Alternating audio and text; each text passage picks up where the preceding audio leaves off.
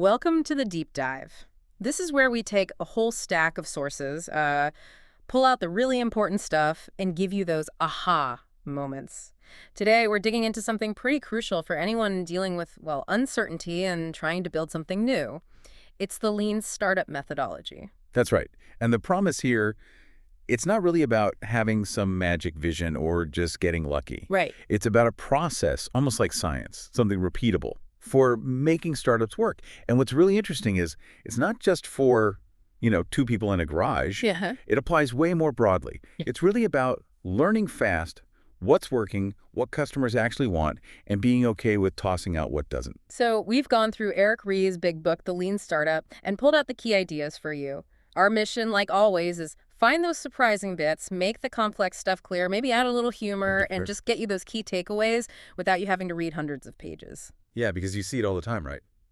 There are tons of business books, lots of advice, but innovators still often struggle. They build things, spend tons of energy. And then nobody wants it. Exactly. So Lean Startup gives you this scientific way to make decisions.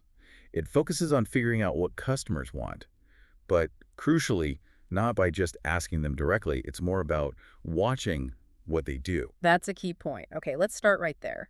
When you hear the word startup, what comes to mind? For most people, it's probably, the garage, maybe some ramen. Sure, the classic image. But the lean startup definition, it kind of throws that out the window, doesn't it? It really does. According to Ries, a startup is simply a human institution designed to create new products and services under conditions of extreme uncertainty. Okay, extreme uncertainty is the key phrase there. Absolutely. And notice what's not in that definition. Yeah. Size, industry, sector, none of that matters.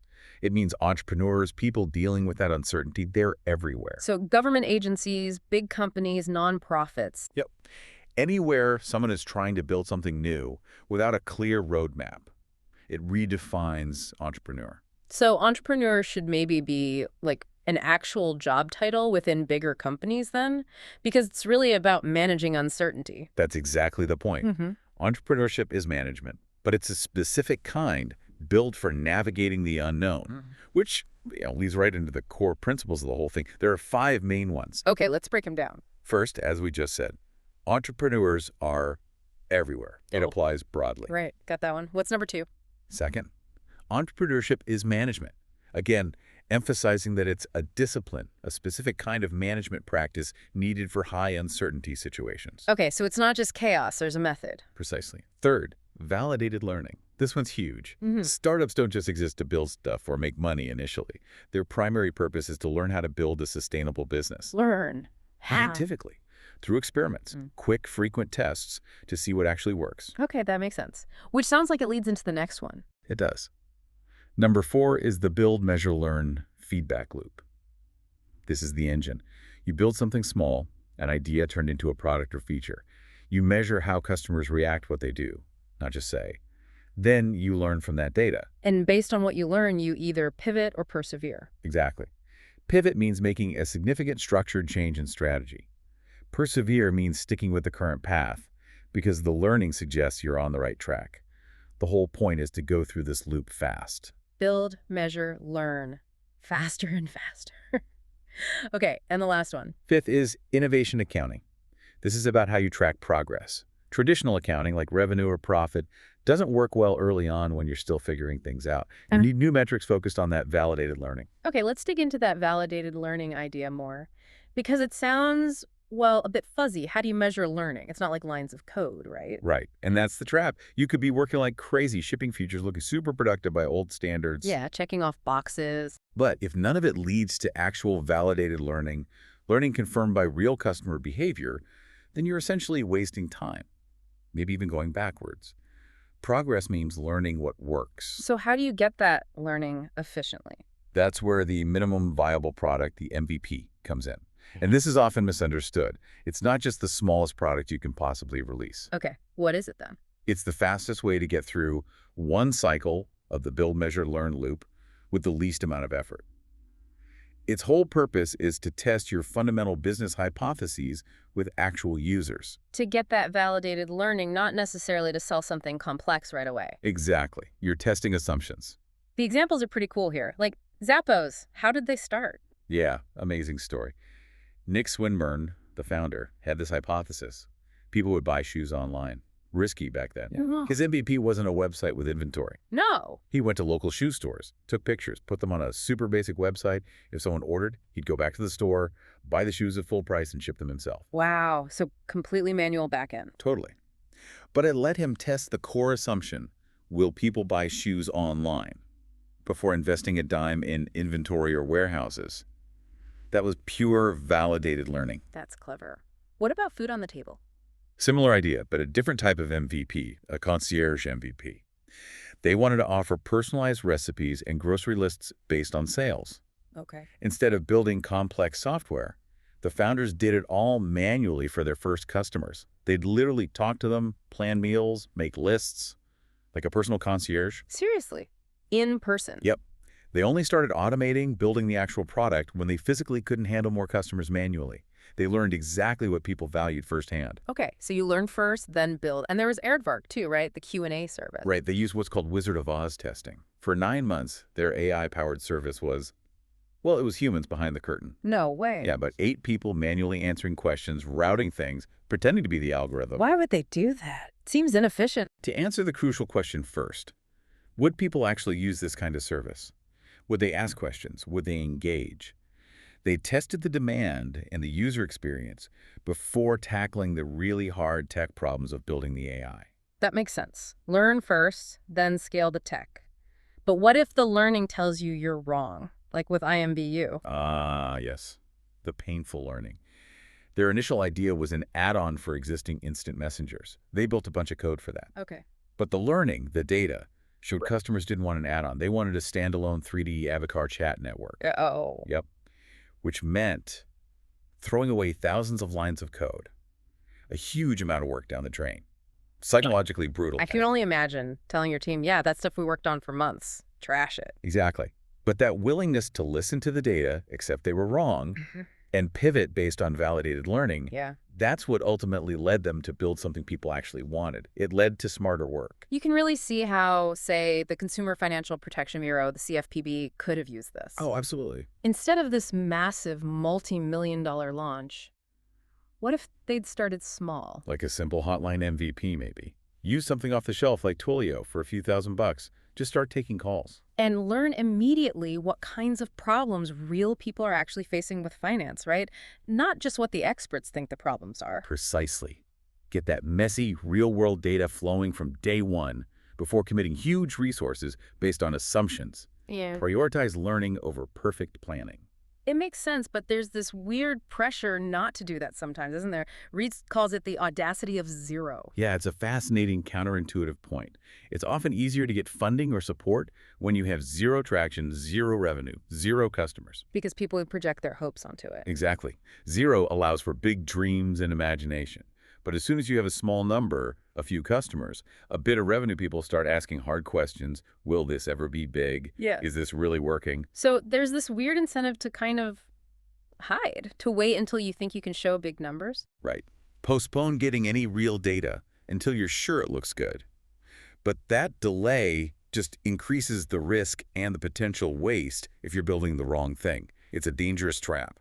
And speaking of misleading numbers, that brings us to vanity metrics. We've all seen them. Oh yeah, total website hits, total registered users, total downloads. Numbers that always go up and to the right, make everyone feel good. Creates what Ries calls success theater. Right. But they don't actually tell you if you're making real progress, do they? They don't show cause and effect. Not at all. They obscure the truth. It's like judging a runner by how many steps they take, not how fast they finish the race. So that's where innovation accounting comes in, to fight that. Exactly. It's about finding metrics that do reflect real progress and learning. Ries talks about the 3 A's for good metrics. They need to be actionable, accessible, and auditable. Okay, break those down. Right. Actionable. Actionable means the metric shows clear cause and effect. If the number changes, you know why, and you know what actions you took that led to that change. You can repeat successes and correct failures. Got it. Accessible. Accessible means the reports are simple and easy for everyone to understand. Use plain language, concrete units like people who completed checkout instead of some abstract ratio or hits. Everyone should be able to grasp what the numbers mean. Makes sense. And auditable. Sounds like something accountants do. It kind of is, but it's about trust and transparency. Auditable means the data is credible. People should be able to see where the numbers come from, maybe even query the raw data themselves. So they can challenge it constructively, like, hey, I don't think this metric actually proves what we think it proves. Exactly. It prevents data from being used just to spin a story. It ensures everyone is working with the same verifiable facts. It builds trust. And the best way to get these kinds of actionable learning metrics is often through cohort analysis. Yeah. Cohort reports are often considered the gold standard for learning. Instead of looking at just the total number of users this month. Which blends old users and new users all together. Right. A cohort analysis tracks groups of users who started at the same time. So you look at everyone who signed up in January, for example. Then you track that specific group over time. How many downloaded? How many logged in during week 1, week 2? How many made a purchase? How many are still active after 3 months? Ah, so you see the actual behavior patterns of specific groups as they move through your product. Much clearer than just totals. Way clearer. It shows you if changes you're making are actually improving user behavior over time for new cohorts compared to older ones. There was that Rocket example, the online learning company. They struggled with this, right? They did. Initially, they were drowning in vanity metrics, total study questions answered, total registered users. The numbers went up, but the team was frustrated because they couldn't tell if they were actually improving the product's effectiveness. So they shifted. They started using split testing, A/B testing, heavily. And they adopted a Kanban system, the visual workflow board. Yeah. But crucially, a feature wasn't marked done on the board when the code was shipped. It was only done when the experiment using that feature generated validated learning. Ah, so done meant we learned something useful, not just we built the thing. Exactly. And this led to surprises. They had this lazy registration feature to let people use the site a bit before forcing them to sign up. It was considered an industry best practice. Okay. Their split test showed it made absolutely no difference to user conversion or behavior. None. Seriously? All that effort for nothing? Total waste of effort driven by assumption, not data. Innovation accounting and proper testing revealed the truth. Wow. Okay, so you're gathering all this learning, running experiments. Eventually, you hit a big decision point, right? Pivot or persevere. That's maybe the toughest call an entrepreneur has to make. It's the moment of truth. You have to look at the data, the validated learning, and ask honestly, are we making enough progress towards our vision? Is this current path working, or do we need a major change? And if you don't make that call... You risk ending up in what Ries calls the land of the living dead. Ooh, sounds grim. It is in a business sense. Yeah. These are companies that aren't failing outright. They have maybe some customers, some revenue, enough to survive. Like zombies. Exactly. But they're not growing, not hitting their potential, not really fulfilling the vision. They're just stuck, burning through resources and human energy without real progress because they persevered too long on a flawed strategy. So pivoting isn't failure, it's course correction based on learning. Absolutely. It's a structure change. Like Vodafone, what was their pivot? They did a zoom-in pivot. They started as a broader social network concept, but they learned that one specific feature, the tool helping people contact their elected officials, was where the real value and traction was. So they zoomed in on that one part. Yeah, they cut away the rest and made that single feature the entire product. Interesting. And Wealthfront. They pivoted too. They initially had a social networking aspect mixed with financial advice features. Okay. But they realized through their metrics that their efforts to tune the engine on the social side, tweaking features, trying to boost engagement, were yielding smaller and smaller results, diminishing returns. Ah, a sign that maybe the core idea isn't working. Exactly. It was a signal that no amount of tweaking was going to make that particular model successful enough. So they pivoted to focus solely on being a financial advising firm, dropping the social network part. Okay, so you pivot or persevere based on learning. Let's say you persevere or you pivot successfully and you find something that is working. How do you grow it? How do you scale? That's where understanding your engine of growth comes in. Ries identifies 3 primary ways that startups achieve sustainable growth, meaning new customers come from the actions of past customers. Okay, what are the 3 engines? First is the sticky engine. This is all about customer retention. You acquire customers, and then you focus intensely on keeping them engaged and minimizing churn, the rate at which they leave. Think subscription businesses, high engagement communities. Makes sense. Keep the customers you have. What's next? Second is the viral engine. Here, Growth happens automatically, or almost automatically, as a side effect of people using the product. Like the classic Hotmail example, putting the link in the email signature. Exactly. Every email sent helped acquire new users. Growth spreads person to person. You measure this with the viral coefficient. Right. If each user brings in more than one new user, you get exponential growth. Precisely. If the coefficient is, say, 1.5, every 10 users bring in 15 more, who then bring in even more. It fuels itself. Okay. Sticky, viral. What's the third? The paid engine. This is straightforward. You pay to acquire customers, advertising, sales teams, etc. So like Google ads or Facebook ads. Yep. This engine is sustainable if the lifetime value, LTV, of a customer, the total profit you expect to make from them, is greater than the cost per acquisition, CPA, how much you paid to get them. So LTV, CPA. Right. The difference between those two determines how much money you can reinvest into acquiring more customers and how fast you can grow that way. Now, Reese says successful startups usually focus on just one of these engines at a time. Why is that? Wouldn't you want all three working?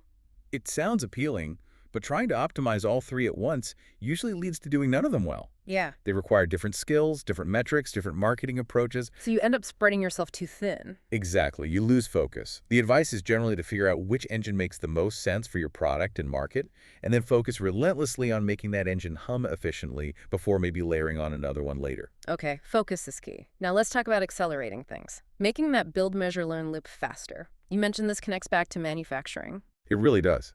Specifically to Toyota and the idea of small batches. Traditional mass production used huge batches, make thousands of identical doors at once. Right, efficiency through scale. Toyota went the other way. They used smaller, more flexible machines to produce parts in much smaller batches. Why? Why? Two big reasons. One, it allowed for more variety. They could switch production quickly. But crucially, too, if there was a defect, they found it much sooner. Ah, because you're only looking at, say, 10 doors instead of 10,000. Exactly. And they had the famous and-on cord. Any worker could pull it to stop the entire line if they saw a problem. Find errors immediately, fix them, don't let them pile up in a huge batch. Okay, I see the connection. How does that apply to startups or product development? Well, think about the opposite. The large batch death spiral you often see in software or complex projects. What was that? You work for months, maybe years, adding features, fixing bugs, integrating everything, building this massive monolithic release. The big V1 launch. Right. By the time it launches, it's huge, it's risky, tons of money and time are sunk into it. And if it's wrong, if the market doesn't want it, it's incredibly hard and expensive to change course. You're stuck with this giant batch. So small batches mean faster feedback, less risk baked into each release. Precisely. Deploy smaller updates more frequently. Each deployment is a smaller batch, easier to test, easier to measure, easier to fix or pivot from if needed. You accelerate the learning loop. There was that clean tech example, Alphabet Energy. How do they use this? Yeah, great example. They were making thermoelectric materials, turning heat into electricity, instead of trying to raise huge money early for a massive custom factory. The typical hardware approach. Right. They figured out how to make their material using standard silicon wafer manufacturing processes, which are widely available. Ah, so they could produce in small batches using existing infrastructure. Exactly. Which meant they could iterate fast. Their first idea was power plants. They built some prototypes, talked to customers, and learned in just 3 months that power companies were way too risk-averse for new tech. Wow, only 3 months to figure that out. Because they were working in small batches. They weren't tied to a giant, inflexible plan or factory. They could quickly pivot to other markets, like industrial waste heat, without losing years or millions. Okay, so this isn't just for software then, but what about really big established companies? Can they actually use these ideas? Seems like the opposite of corporate structure sometimes. It can be tough, but yes. Look at Intuit, the makers of QuickBooks and TurboTax. They made a very conscious effort to adopt lean startup principles. How did they manage that? Well, leadership, starting with Scott Cook, the founder, realized they needed to change the culture. Instead of managers acting like emperors, giving thumbs up or down on ideas. Which kills innovation. Yeah, right. They focused on building systems and empowering teams to run their own experiments.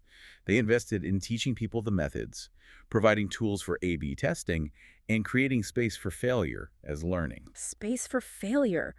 Like the innovation sandbox? What's that? It's a great concept. Basically, it's a protected space within the big company where small teams can act like internal startups. How is it protected? They might have different rules. Maybe they can launch a product to a small segment of customers or try radical new pricing without needing the usual levels of approval or worrying about damaging the main brand. So they can experiment freely using MVPs and validated learning. Exactly. They use those actionable metrics to prove whether their idea has potential within the sandbox. If it works, then it can be scaled up and integrated more broadly. It allows radical experimentation without jeopardizing the core business. Creates pockets of entrepreneurship inside the big machine. That's the idea. Fosters rapid iteration and learning. Okay, one last technique you mentioned came from Toyota, the 5 Whys. How does that fit in? It's a powerful tool for getting to the root cause of a problem, Yeah. especially unexpected ones that crop up in that uncertain startup environment. Instead of just fixing the surface symptom, you keep asking why. Until you find the real underlying issue. Can you give a classic example? Sure, the machine on factory floor stops working. Yeah. Okay, why #1? Why did it stop? The fuse blew due to an overload. Okay, simple fix, replace the fuse. Not so fast. Why #2? Why was there an overload? The bearing wasn't getting enough lubrication. Ah, okay, so lubricate the bearing? Keep going. Why #3? Why wasn't it lubricated? The lubrication pump wasn't pumping effectively. Okay, fix or replace the pump. Almost there. Right. Why #4? Why wasn't the pump working right? The pump shaft was worn and rattling. Right, now replace the shaft. One more. Right. Why #5? Why was the shaft worn out? Because there was no strainer on the pump intake, and metal scraps got sucked in, damaging the shaft. Uh-huh. So the real problem was the missing strainer. Exactly. If you just replaced the fuse or the shaft, the problem would have happened again. The 5 Whys forces you to dig deeper, past the immediate symptoms, to find the root cause, which is often a process or human issue. And fixing that prevents it from recurring. It ties progress back to learning the real cause, not just quick fixes. Precisely. It helps teams respond quickly without just papering over cracks. Okay, so let's try and pull this all together then. The lean startup. Yeah. It's really a mindset shift, isn't it? It really is. The core idea, to recap, is that startup success isn't magic. It can be engineered, managed. The methodology build, measure, learn, MVPs, validated learning, innovation accounting, pivots. It's a framework. You have to adapt it to your company, your situation. Right, it's not a rigid prescription. Not at all. But it provides the tools to navigate that extreme uncertainty by focusing relentlessly on learning what works, testing assumptions rapidly, measuring what matters, and having the courage to change course based on evidence. And as we wrap up this deep dive, here's something to chew on, a final thought. Think about the world today. In the 21st century, our ability to build things, software, products, services, it's incredible. It arguably outstrips our ability to know what we should be building in the first place. That's a powerful point. The critical question isn't so much can we build it anymore. For most things, the answer is probably yes, eventually. The real question is, should we build it? Will anyone want it? Does it actually solve a real problem? Does it create value? Exactly. And Ries argues quite forcefully that the biggest source of waste in our modern economy, what he calls the criminally negligent waste of human creativity and potential, isn't building things inefficiently. It's building the wrong things efficiently. Yes, building on an industrial scale, products and services that nobody wants or needs. That's the ultimate waste. So maybe the most valuable thing the Lean Startup offers is a way to reduce that waste. A framework to help ensure that all that creativity, all that effort, whether you're in a tiny startup or a huge organization, is actually directed towards things that matter, things that should be built, something to think about.